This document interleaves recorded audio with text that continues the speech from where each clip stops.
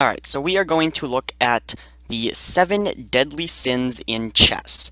And I'm going to show you a game. It is a made-up game. It is called the Immortal Overprotection game. It is a very good demonstration of 3 of the 7 sins. The first sin is defending against imaginary threats. The second sin is delaying castling. And the third sin is sloppy analysis. So let's take a look at this game. So, looks like the French defense. Oh, h4. No, no, no. d5. So, obviously, this one actually, I guess, can be considered a 4th sin as well. So let's add in a 4th sin. Pushing too many pawns in the opening, or just plain stupid. This is just plain stupid, pushing too many pawns. That is one of the sins. So c5, d4, I'm sorry, c5, d4, c takes d4, and then h5. Alright, queen to b6. Then h6. h6. Knight takes h6, queen coming out, g6, queen to h2. And now white has completed his development and proceeds to protect e5. So that's going to be the key for white here. White is going to protect the e5 square way too much, and that is defending against an imaginary threat. So there is the next sin in this. Knight to f5, bishop to d3, knight to c6. Alright, knight to f3.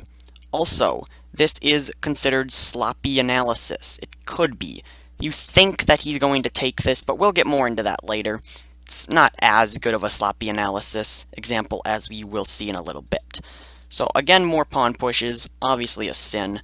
So black is doing a good job of trying to develop his pieces. He's doing a decent job. Bishop here, and the knight comes out, rook to c8, and king to e2. So obviously delaying castling. And this is a very deep move. This is a sarcastic comment that came along with this game. White sees right through black's plans, and in addition, he prepares a particularly powerful continuation of his overprotective strategy. So that's kind of the whole theme of the game. Knight here, and now knight to e1. Knight takes d3, and knight takes d3. Rook takes c2, and a rook to e1. So white continues the overprotection of e5. Alright, and then a5. So black's still playing normal. And then king to d1. King to d1. And then rook to c6. So now black is starting to overprotect his pawn at e6. Rook to e2. King to e7. And now another overprotecting move of e6. And it's supposed to be a funny game, but it does have some lessons in it. So you can see how they're both just kind of plain stupid. White's really overprotecting e5. And bishop to f8. Now black threatens to complete his overprotection by playing knight to g7. But white has prepared a brilliant continuation. g4. H takes. Queen to h7. So now g takes the knight. And the move is probably obvious. Can you find it? Well, if you don't really want to look, it is bishop to g5, checkmate. And so, first off, this was an example of 4, I guess you could say. Pushing pawns in front of your king. We're going to get more into that in the next example. But defending against imaginary threats. So defending against the e5 possible capture, or even at e6, that was a threat that didn't exist. Also, delaying castling. You saw that black delayed castling, got stuck in the center, and he ended up paying for that crime. Right there, we'll call it a crime. Also, sloppy analysis. It's not the best example, but black thinks that he needs to get his pieces in to protect e6. He has very sloppy analysis, thinking that this is going to work, and gets checkmated. So those are the first 3 deadly sins in chess. So here's our next example. It is going to be an example on exposing the king with pawn pushes, and you're going to see black expose his castled king with a lot of pawn pushes. And you can also see another little theme of sloppy analysis. Black does a very bad job of analyzing thoroughly. So here's the game. We're just going to kind of fast forward through this beginning part. We don't really have to analyze it too far. I just want you guys to get the main idea of the sins. So there's the first pawn push right here. This pawn push, for white, it's kind of nice, actually. Forces his bishop being back. It's not attacked by the queen anymore. His bishop's in a happier spot, a nicer diagonal. So then g5. And this move opens up too many holes on the king side, and there's really no need to play it. So this is a sin in chess, exposing that king. So bishop just simply moves back, bishop to e7. So now the bishop is safer, can help defend if it needs to. h4. So white hasn't castled yet. White's rook is trying to get in the game and attack the king. This is a good move. If you can ever try for a pawn break like this, especially if you have the rook by pushing the h-pawn, it really can help and give you an advantage.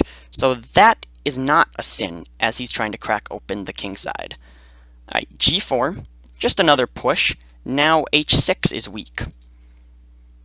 Back, push, and another push. So now the pawn is stuck there for the time being. This pawn and this pawn, they're both undefended. So push, back to try to snatch the pawn. Knight comes in, trying to get ready to kick out the knight, and he'll successfully kick out the knight. But there are better lines than taking a free pawn. And he's going to try to get in towards the king. So first step, bringing in the knight. So this castle, it's a decent castle, but it's really just to get out of danger, just in case. He wants to push the f-pawn forward. He needs a rook behind it, so why not castle? This king side is actually pretty safe, despite this pushed pawn. Alright, take, and check. Alright, so now it's going to be game over pretty soon. King out, bishop here, queen's coming over, getting ready to take down the pawn. Bishop takes, take, check, and here. So actually here bishop takes is more strong. Obviously it's because the bishop is supported by this pawn, and the bishop can actually cover h8, whereas the pawn cannot cover h8. But anyways, king here, rook takes, queen takes, and obviously that take was to allow bishop to d3. That's why. Then king to g8 and queen takes g4 is mate. But anyways, the pawn takes is decent. It still works. King to h7, rook takes. Again, the plan still works. However, he sees it. Check, back, queen here, trying to get at the h6 pawn, obviously. Here, and here. Alright, so that was an example of unnecessary pawn pushes in front of the king. Now let's take a look at yet another deadly sin. Deadly sin number 5. Pawn snatching in the opening. So, let's see. Usually, we talk about pawn snatching with the queen. However, that doesn't really always work, because usually the queen isn't going to take something that's undefended. Sure, it can try, but we're going to take a look at a different pawn snatcher, the knight. The e4 pawn for black is usually the pawn to snatch, as black swoops in with a knight.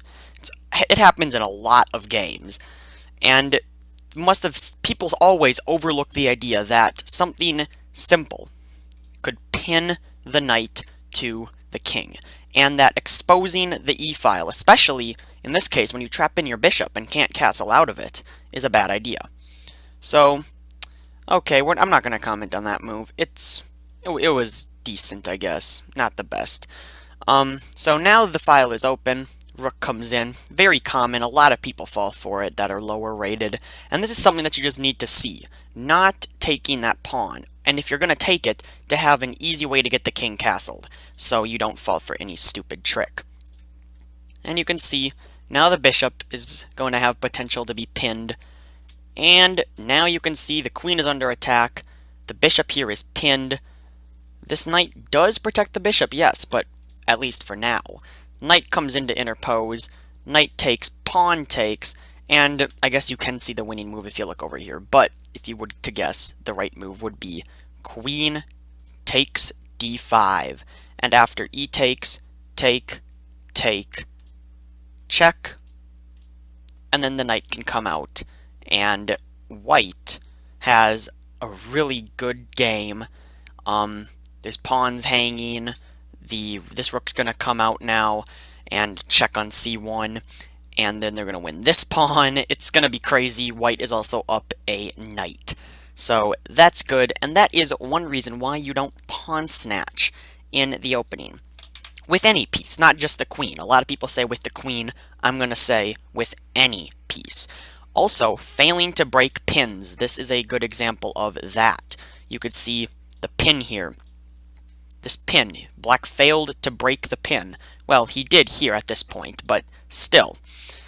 That's not the best example for breaking pins, and now I'm going to load up a new board, and we are going to look at why you want to break pins right away.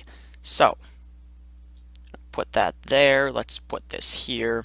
Let's say we go here, here, here, and let's go here, here, and then let's castle. So obviously this is the position where castling is a blunder. I hope you've all seen it before, and the reason is because this knight is pinned to the queen.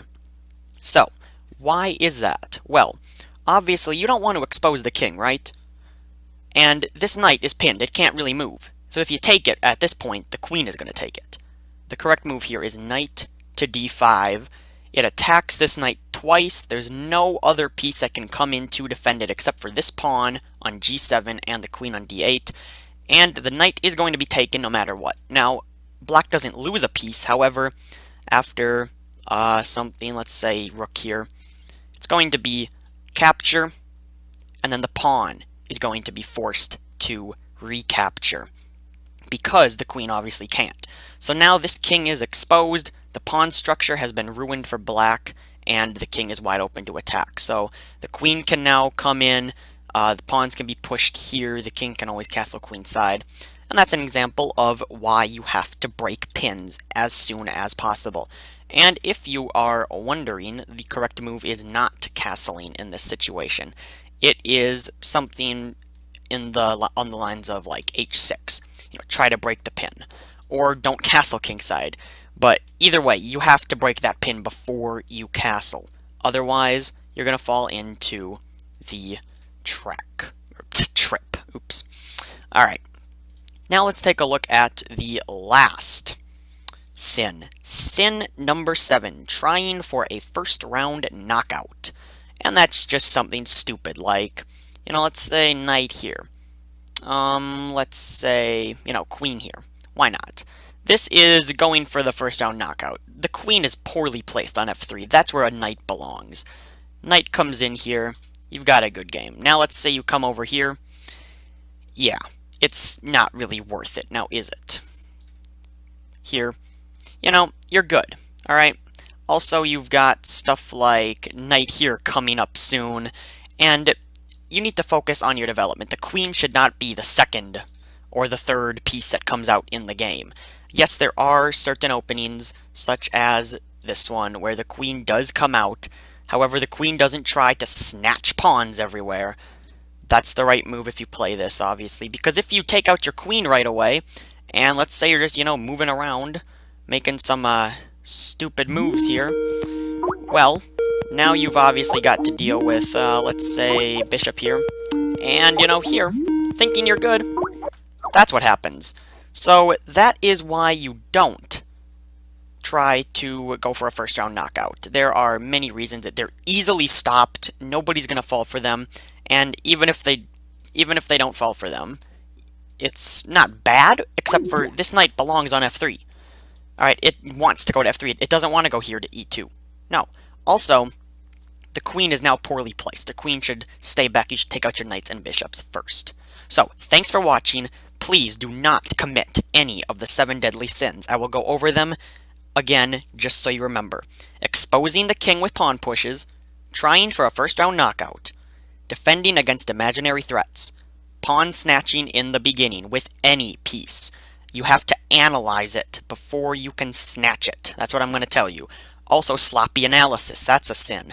Delaying castling. Usually we try to castle in the first 12 moves. And failing to break pins, as you saw in the last example. So thank you for watching. And do not, I repeat, do not commit any of these sins.